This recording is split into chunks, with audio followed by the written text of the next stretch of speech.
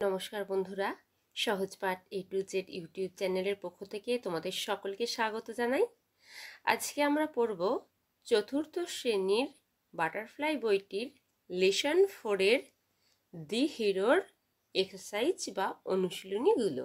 তার সঙ্গে আমরা যে অনুশীলনীতে যে গ্রামারগুলো আছে সেই গ্রামারগুলোও দেখে নেব। চলো তাহলে আজকের পড়া শুরু করা যাক। দেখো, অ্যাক্টিভিটি 6 প্রথমেই আছে অ্যান্সার দি ফলোয়িং কোশ্চেন্স। নিচের প্রশ্নগুলির উত্তর দাও। এতে আছে how did the opponents play. Opponents play মানে বিরোধী পক্ষের দল কেমন খেলছিল। চলো তাহলে এটা দেখে নিই কেমন খেলছিল। দেখো, the opponent played really well, বিরোধী পক্ষ খুবই ভালো খেলছিল। দেখো, বিয়ে আছে why were the supporter losing their hope, কেন সমর্থনকারীরা তাদের আশা হারাচ্ছিল। তাহলে এর উত্তর কি হবে? এর উত্তর হবে 1 by 1 the others team members বা Apu's team members were caught and the Motiganj team was close to win বা ভিক্টরি। ভিক্টরি বা উইন, বইয়েতে ভিক্টরি আছে, আমি এখানে চেঞ্জ করে একটু উইন দিয়েছি। ফর দিস রিজন, এই কারণে দি অথর্স সাপোর্টার, লেখকের সমর্থনকারীরা ওয়ার লুজিং দেয়ার হোপ, তারা তাদের আশা হারাচ্ছিল। এর পরের প্রশ্ন দেখো, সিয়ে আছে when did Apu give a jerk, Apu কখন একটি ঝাঁকুনি দিয়েছিল। এর উত্তর হবে Apu felt a severe bite on his right leg then Apu gave a jerk, Apu তার ডান পায়ে একটি যন্ত্রণাদায়ক কামড় অনুভব করেছিল, তখন অপু ঝাঁকুনি দিয়েছিল। এরপরে আছে দেখো DA who won the match for Apu's team, অপুর দলে কে ম্যাচটি জিতিয়েছিল। উত্তর হবে দেখো DA Apu won the match for Apu's team, Apu তার নিজের দলের ম্যাচটি জিতিয়েছিল। এরপরে দেখো লেটস লার্ন, চলো শিখি। রিড দি ফলোয়িং সেন্টেন্সেস, নিচের বাক্যগুলি পড়ো। 1-এ আছে I was not an important player to them, আমি একজন গুরুত্বপূর্ণ খেলোয়াড় ছিলাম না তাদের কাছে। ইম্পর্টেন্টটা দেখো হাইলাইট করা আছে। তারপর 2-এ দেখো I had never experienced such a painful bite, আমার কখনোই এরকম যন্ত্রণাদায়ক কামড়ের অনুভূতি ছিল না। পেনফুলে দেখো পেনফুলটা অন্য কালার দিয়ে হাইলাইট করা আছে। বলছে in sentence 1 the word player is a noun, তাহলে 1 নাম্বার বাক্যে দেখো দি প্লেয়ার হচ্ছে নাউন, মানে হচ্ছে এইটা হচ্ছে তোমার নাউন। আর হচ্ছে দি ওয়ার্ড ইম্পর্টেন্ট, মানে যেটা এই যে হাইলাইট করা আছে এইটা হচ্ছে in the same sentence describes the quality or the kind of the player, মানে এই ইম্পর্টেন্ট শব্দটি প্লেয়ার শব্দটি কেমন বা কী ধরনের সেটাকে বর্ণনা করেছে বা ব্যাখ্যা করেছে। তারপর ইন সেন্টেন্স 2, মানে 2 নম্বর সেন্টেন্সে আছে the word bite is a noun, bite হচ্ছে এইটা হচ্ছে তোমার noun. The word painful in the same sentence describes the quality or the kind of the bites, মানে হচ্ছে এই পেনফুল বা যন্ত্রণাদায়ক শব্দটি তোমার বাইটটি কেমন ছিল সেটাকে হচ্ছে বর্ণনা করেছে। তাহলে কামড়টি কেমন ছিল, যন্ত্রণাদায়ক। খেলোয়াড় হচ্ছে কি এই দুটো নাউনটি কেমন সেটা কি বোঝাচ্ছে। এরপরে দেখো অ্যাক্টিভিটি 7-এতে রিড দি ফলোয়িং সেন্টেন্সেস, নিচের বাক্যগুলি পড়ো।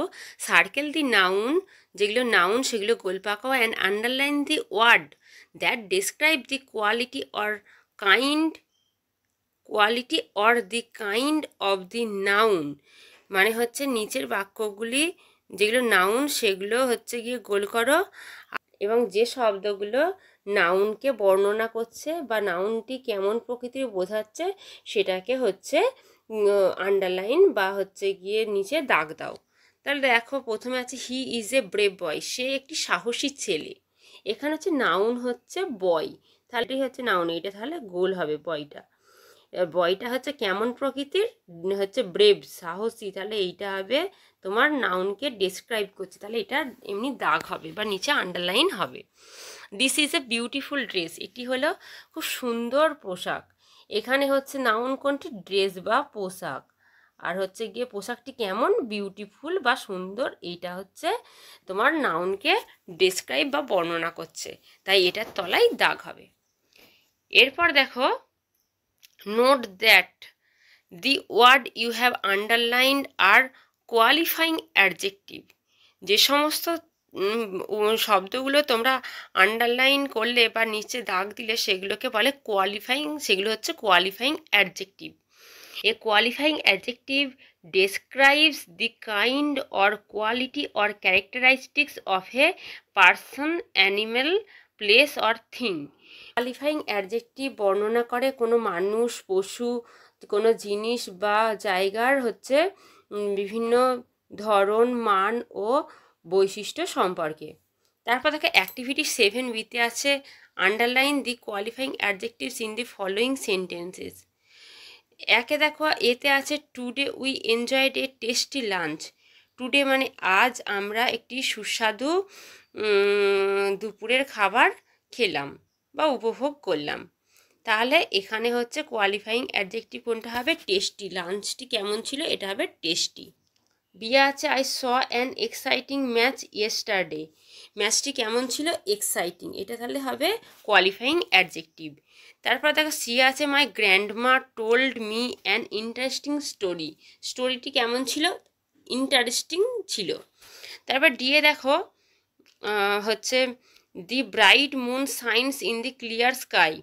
মানে ব্রাইট মুন মানে উজ্জ্বল চাঁদটি জল করছে পরিষ্কার আকাশে। মুনটি বা চাঁদটি কেমন ছিল, ব্রাইট, এটাও হচ্ছে কোয়ালিফাইং অ্যাডজেক্টিভ। আবার হচ্ছে স্কাইটা কেমন ছিল বা আকাশটি কেমন ছিল, এটা হচ্ছে ক্লিয়ার, এটাও হচ্ছে কোয়ালিফাইং অ্যাডজেক্টিভ। এরপর তাহলে দেখো যে আমরা এখানে যে পড়লাম অ্যাডজেক্টিভ সম্পর্কে, তাহলে অ্যাডজেক্টিভ কাকে বলে চলো তাহলে দেখে নিই। অ্যাডজেক্টিভ কাকে বলে না, যে সমস্ত শব্দ দ্বারা নাউনের দোষ, গুণ, অবস্থা বোঝা যায় তাকে অ্যাডজেক্টিভ বলে। যেমন মেয়েটি কেমন, বিউটিফুল বা সুন্দর।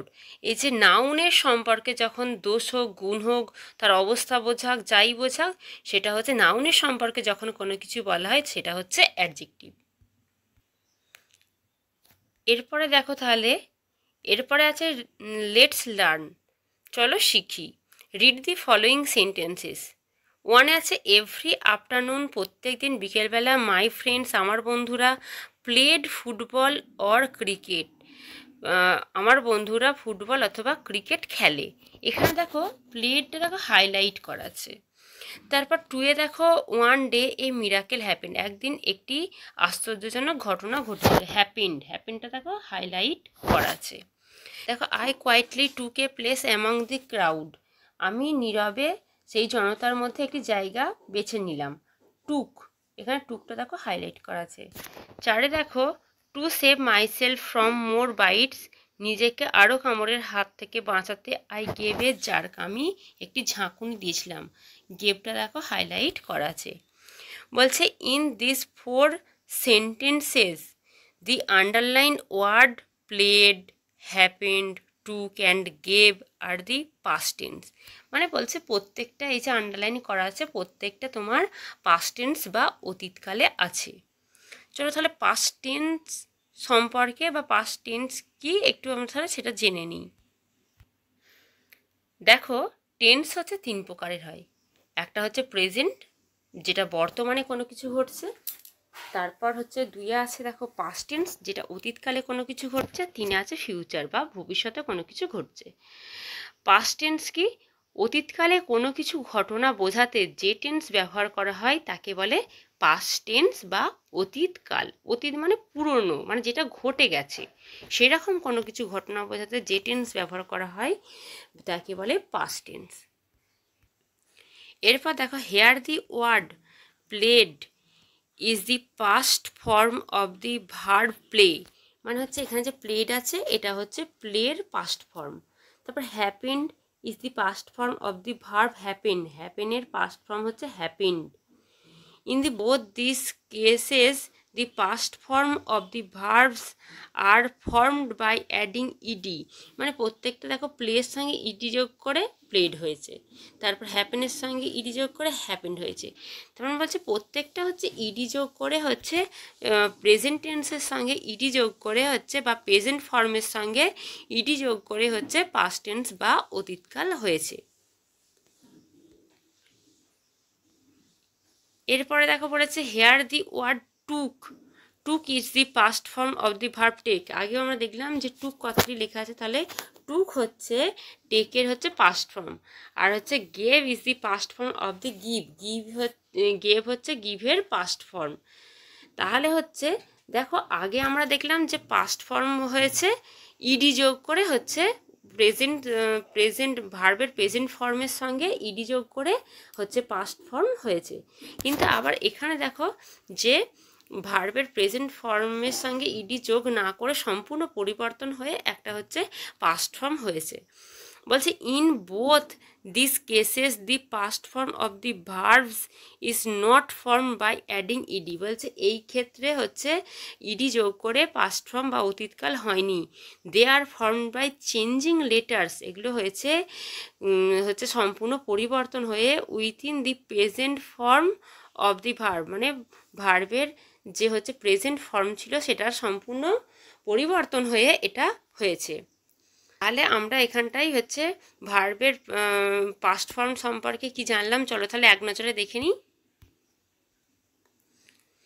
দেখো পাস্ট ফর্ম অফ ভার্ব, ভার্বের পাস্ট ফর্মকে হচ্ছে দুটো ভাগে ভাগ করা আছে, একটা হচ্ছে রেগুলার ভার্ব, একটা হচ্ছে ইরেগুলার ভার্ব। রেগুলার ভার্ব কাকে বলে, যে সমস্ত ক্রিয়া বা ভার্বের শেষে ইডি যোগ করে অতীতকাল করা যায়, মানে হচ্ছে যে সমস্ত ক্রিয়ার শেষে বর্তমান কালের সঙ্গে ইডি যোগ করে অতীতকাল করা যায়, এটা অতীত হয়ে গেছে, অতীতকাল করা যায় তাকে বলে রেগুলার ভার্ব। আর ইরেগুলার ভার্ব কাকে বলে, যে সমস্ত ক্রিয়ার শেষে বর্তমান হচ্ছে ফর্মের সাথে ইডি যোগ করে অতীতকাল করা যায় না, অতীতকাল করতে গেলে ক্রিয়ার সম্পূর্ণ পরিবর্তন করতে হয়, তাকে বলে irregular verb. First form of ভার্বকে দুটো ভাগে ভাগ করা যায়, regular verb, irregular verb. Regular verb হচ্ছে যেগুলো ইডি যোগ করে পাস্ট ফর্ম বা অতীতকাল করা যায়, আর ইরেগুলার ভার্ব হচ্ছে যেগুলো ইডি যোগ করে অতীতকাল করা যায় না, সম্পূর্ণ পরিবর্তন হয়, তাকে বলে ইরেগুলার ভার্ব। এরপর দেখো activity 7C, in the following sentences underline the past forms of the verbs that end with ED. Now circle the past form of the verb that are formed by changing letter of the present form. বলছে যেগুলো ED যোগ করে অতীতকাল করা হয়েছে সেগুলো হচ্ছে গিয়ে তোমাদের আন্ডারলাইন করতে বলছে, আর যেগুলোর যে প্রেজেন্ট ফর্ম তার সঙ্গে হচ্ছে ইডি যোগ না করে সম্পূর্ণ পরিবর্তন করে অতীতকাল করা হয়েছে সেগুলোকে গোল পাকাতে বলেছে। তাহলে একে দেখো বা এতে দেখো, so I felt myself to be as insignificant as an ant। এখানে দেখো এখানে আছে ফেল্ট, তাহলে কি হবে তোমাদের বলো, ফিল, আর হচ্ছে ফিলের পাস্ট ফর্ম হচ্ছে ফেল্ট। তাহলে এটা তোমার যেহেতু সম্পূর্ণ পরিবর্তন হয়েছে তাই এটা তোমার সার্কেল হবে। তারপর দেখো বিয়ে দেখো হচ্ছে দি লার্জ ক্রাউড চিয়ার্ড, বৃহৎ জনতা উল্লাসধ্বনি দিচ্ছিল, ইডি যোগ করে অতীতকাল হয়েছে তাই এর নিচে আন্ডারলাইন হবে ইডি যোগ হলে। তারপর দে কড মি ইজিলি, তারা আমাকে সহজে ধরে ফেলেছিল। এখানে ক্যাচের হচ্ছে পাস্ট ফর্ম হয়েছে কট, এটা কিন্তু দেখো প্রেজেন্টের সঙ্গে ইডি যোগ করে হয়নি, সম্পূর্ণ পরিবর্তন হয়েছে তাই এটা সার্কেল হবে। তারপর দিয়ে দেখো we clapped we shouted, clapped আর সাউটেড দেখো দুটোই হচ্ছে ইডি যোগ করে অতীতকাল হয়েছে, আমরা হাততালি দিচ্ছিলাম, আমরা চিৎকার করছিলাম, তাহলে দুটোর তলাতেই তোমাদের আন্ডারলাইন হবে। এরপর দেখো বলছে লেটস লার্ন, চলো শিখি।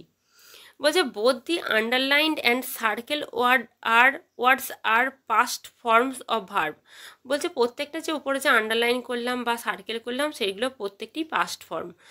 বলছে note that the verbs which form their simple past tense by adding ED to the present form are called regular verb. পাস্ট টেন্সের ক্ষেত্রে ইডি যোগ করে প্রেজেন্ট ফর্ম বা বর্তমান বর্তমানে হচ্ছে গিয়ে ক্রিয়ার ধরন বা ক্রিয়ার সঙ্গে ইডি যোগ করে হচ্ছে তোমার পাস্ট টেন্স করা যাচ্ছে বা অতীতকাল করা যাচ্ছে, তখন তাকে বলে রেগুলার ভার্ব। এটা আমরা আগেই দেখলাম।